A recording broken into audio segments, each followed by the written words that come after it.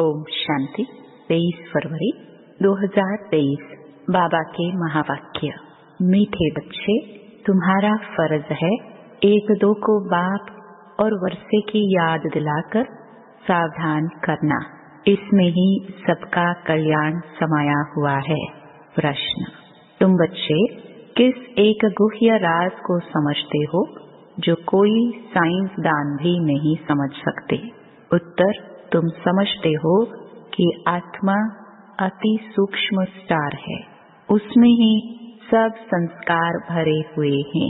वही शरीर द्वारा अपना अपना पाठ बजा रही है। शरीर जड़ है, आत्मा चैतन्य है। ऐसे ही फिर परमात्मा भी स्टार है, उसमें सारी नॉलेज है। वह मनुष्य सृष्टि का बीज रूप है, सत्य है, चैतन्य है। वह कोई हजारों सूर्यों से तेजोमयी नहीं है। यह गुह्य राज तुम बच्चे समझते हो। साइंसदान इन बातों को नहीं समझ सकते। तुम्हें सबको आत्मा और परमात्मा की पहचान पहले पहले देनी है। गीत: माता वो माता, तू सबकी भाग्य विधाता। ओम शांति। बाप बच्चों प्रति कहे कि बच्चे स्वदर्शन चक्रधारी भव।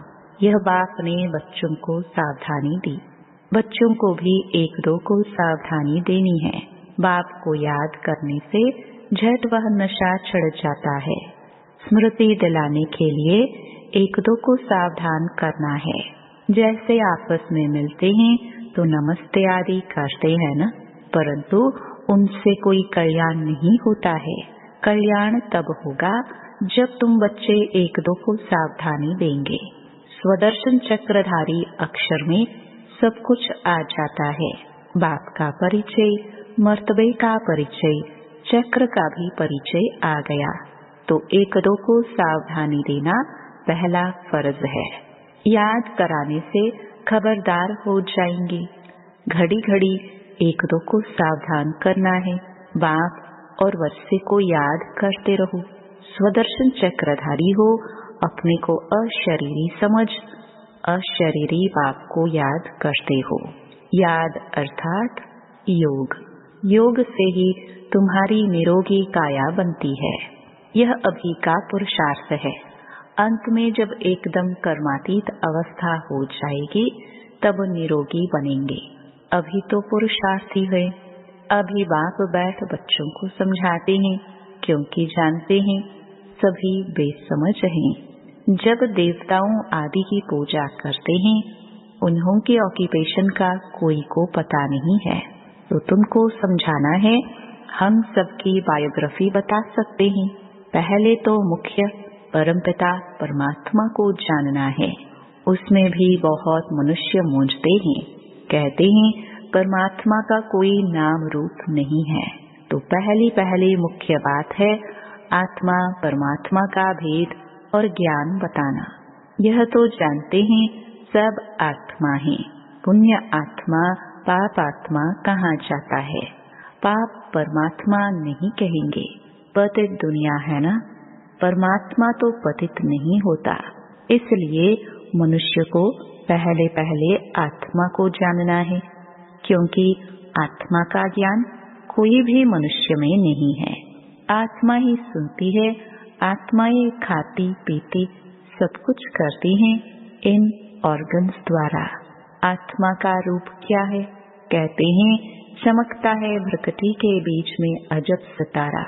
तो आत्मा का रूप समझाना पड़े ना। आत्मा का रूप कोई इतना बड़ा तो नहीं है। आत्मा अति सूक्ष्म है। आत्मा का रूप है जीरो अथवा बुरी, बिंदी भी कहते हैं। अब इस पर भी विचार करना चाहिए कि आत्मा कितनी सूक्ष्म है। मनुष्य पूछते हैं आत्मा शरीर से कैसे निकलती है, कहाँ से निकलती है?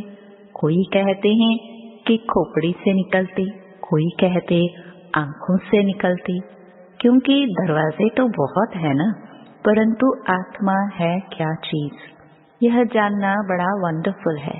तो पूछते हैं आत्मा निकलती कैसे है? यह नहीं कहते आत्मा आती कैसे है, परंतु पहले तो मालूम होना चाहिए कि आत्मा क्या चीज है। कितनी छोटी सी आत्मा में 84 जन्मों का पाठ भरा हुआ है। यह बातें मोस्ट वंडरफुल है। आत्मा है तो बरोबर स्टार मुहाफिक, उसको बड़ा नहीं कहेंगे।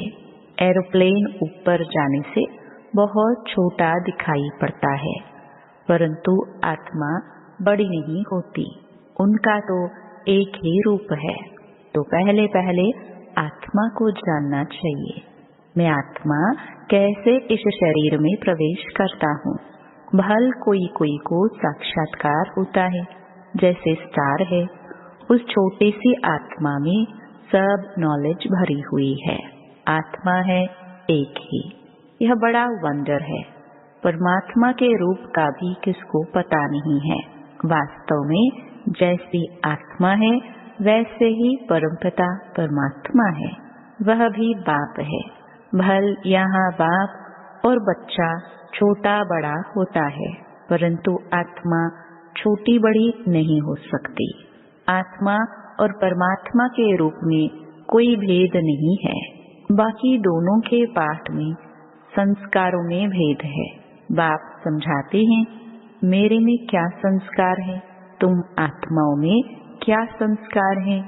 मनुष्य आत्मा और परमात्मा के रूप को न जानने कारण आत्मा परमात्मा एक कह देते हैं। बड़ा घोटाला कर दिया है। जानना बहुत जरूरी है। परमात्मा भी है, ब्रह्मा विष्णु शंकर भी हैं, इन सब में आत्मा है। जगदम्बा सरस्वती को गॉडेस ऑफ नॉलेज कहते हैं, तो जरूर सरस्वती की आत्मा में नॉलेज होगी, परंतु उनमें कौन सी नॉलेज है यह कोई को पता नहीं है। सिर्फ कह देते हैं गॉडेस ऑफ नॉलेज। अखबारों में आर्टिकल्स आदि पढ़ते हैं तो उस पर समझाना चाहिए। तुम कहते हो सरस्वती गॉडेस ऑफ नॉलेज, परंतु उसने कौन सी नॉलेज दी, कब दी। उनको जरूर गॉड से नॉलेज मिली होगी ना। गॉड का रूप क्या है, गॉडेस ऑफ नॉलेज यह नाम कैसे पड़ा। नॉलेजफुल तो गॉड है, उसने सरस्वती को नॉलेजफुल कैसे बनाया। एक ही बात पर किसको संगम पर खड़ा कर देना चाहिए। बाबा कहते हैं हम समझाते हैं, बाकी लिखने के लिए तो संजय जगदीश भाई निमित्त रहे हैं। यह है नंबर 1 मुख्य एक्टर।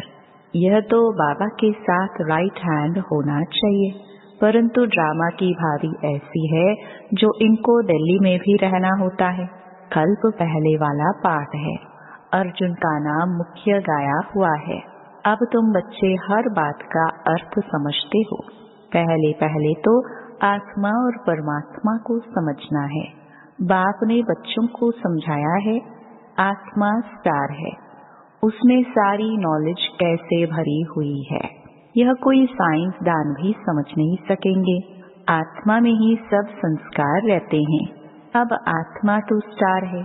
अच्छा, परमात्मा का रूप क्या है, वह भी परम आत्मा ही है, फर्क नहीं है। यह जो महिमा गाते हैं वह हजारों सूर्यों से तीखा है, ऐसा नहीं है। बाप कहते हैं सिर्फ तुम्हारी आत्मा में नॉलेज नहीं है, मैं परमात्मा नॉलेजफुल हूँ, बस ये फर्क है।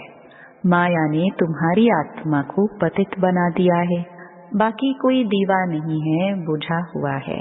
सिर्फ आत्मा से नॉलेज निकल गई है बाप और रचना की। सो अब तुमको नॉलेज मिल रही है। बाबा में नॉलेज है, वह भी आत्मा है, कोई बड़ी नहीं है। उनको भी नॉलेजफुल, सरस्वती को भी नॉलेजफुल कहा जाता है। अब उनको नॉलेज कब मिली, सरस्वती किसकी बच्ची है यह कोई जानते नहीं है, तो दिल में आना चाहिए उन्हों को कैसे समझाए। बाप परमात्मा कौन है वह भी समझाना है कि वह स्टार है, उसमें सारी नॉलेज है। गॉड फादर मनुष्य सृष्टि का बीज रूप है, सबका बेहद का बाप है। वह सत है, चैतन्य है, उनमें सच्ची नॉलेज है। उनको ट्रूथ भी कहते हैं।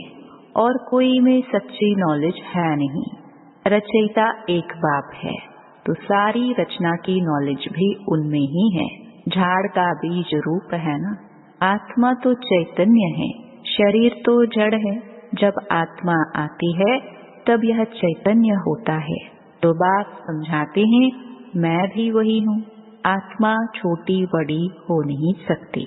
जैसे तुम आत्मा हो वैसे परम आत्मा यानी परमात्मा है। फिर उनकी महिमा सबसे ऊंची है। मनुष्य सृष्टि का बीज रूप है। मनुष्य ही उनको याद करते हैं, यह तो जानते हैं। बाप ऊपर में रहते हैं। आत्मा इन ऑर्गन्स द्वारा कहती है हे परमपिता परमात्मा। मनुष्य यह नहीं जानते हैं क्योंकि देह अभिमानी है। तुम अब देही अभिमानी बने हो, अपने को आत्मा निश्चय करते हो। तुम जानते हो गॉड तो निराकार को ही कहा जाता है। हम उनकी संतान हैं। वह गॉड ही आकर नॉलेज देते हैं। उनको नॉलेजफुल ब्लिसफुल कहा जाता है। रहम का सागर, सुख का सागर, शांति का सागर, यह महिमा दी गई है। तो जरूर बाप से बच्चों को वर्षा मिलना है। उन्होंने कोई समय आकर वर्षा दिया है तब महिमा गाई जाती है। देवताओं की महिमा अलग है, बाप की महिमा अलग है। सब आत्माओं का वह बाप है। क्रिएटर होने के कारण उनको बीज रूप कहा जाता है। पहले पहले बाप का परिचय देना है।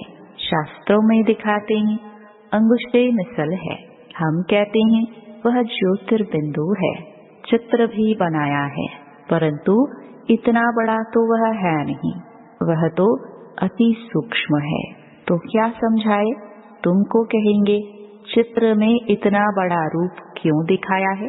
बोलो नहीं तो क्या रखे, वह तो एक बिंदी है। फिर उनकी पूजा कैसे करेंगे? उन पर दूध कैसे चढ़ाएंगे? पूजा के लिए यह रूप बनाया हुआ है। बाकी यह समझते हैं कि वह है परम पिता परम आत्मा, परम धाम में रहने वाले। वह परम धाम है हमारा स्वीट होम। निराकारी दुनिया, मूल वतन, सूक्ष्म वतन, फिर स्थूल वतन। बाप निराकारी दुनिया में रहते हैं। आत्मा कहती है हम निर्वाण धाम में जावे, जहाँ यह ऑर्गन्स न हो। आत्मा ही आकर शरीर धारण करती है।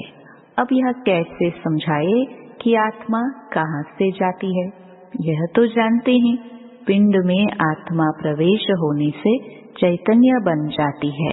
चीज कितनी सूक्ष्म है, उसी में सारे संस्कार भरे हुए हैं। फिर एक एक जन्म के संस्कार प्रकट होते जाएंगे। तो बाप समझाते हैं हर एक बात को अच्छी रीति समझना है।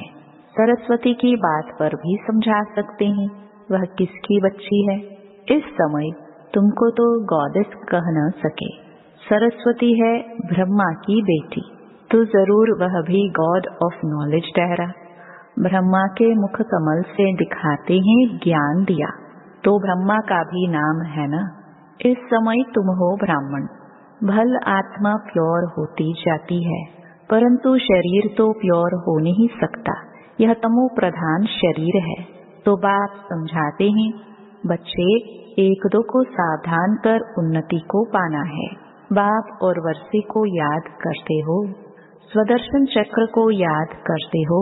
बाप कहते हैं एक भी ऐसे सावधानी नहीं देते होंगे। बाप को याद करते करते नींद को जीतने वाला बनना है। इसमें तो बहुत कमाई है। कमाई में कभी थकावट नहीं होती है परंतु स्थूल काम भी करने पड़ते हैं, इसलिए थकावट भी होती है। बाप समझाते हैं रात को भी जागकर बाबा से बातें करते ज्ञान सागर में डुबकी लगानी होती है।